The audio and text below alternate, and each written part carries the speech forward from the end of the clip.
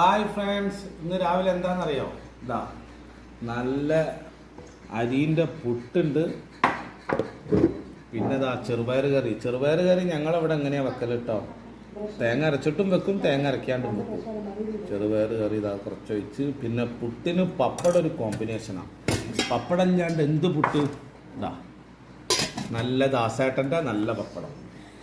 ഇതാ പുട്ട് ഞാനിങ്ങനെ പിടിക്കുകയാണ്, കഴിക്കട്ടെ. ചെറുപയർ കറി ചിലവർക്ക് ഇഷ്ടപ്പെടില്ല, എനിക്കിഷ്ടമാട്ടോ ചെറുപയർ കറി. ചെറുപയർ കറിയും പുട്ടും ഇഷ്ടപ്പെടുന്ന ഒരാളാണെങ്കിൽ നിങ്ങൾ കമൻറ്റ് ചെയ്യണേ. അഥവാ എൻ്റെ ചാനൽ ഇഷ്ടപ്പെടുകയാണെങ്കിൽ ഒന്ന് ലൈക്ക് ചെയ്യണേ എൻ്റെ ചങ്കളെ.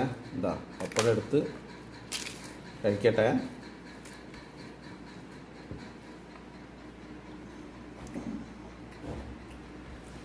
സൂപ്പറാട്ടോ, പുട്ടും ചെറുപയറും പപ്പടം കൂടി ഉണ്ടാകുമ്പോൾ അതിഗംഭീരം.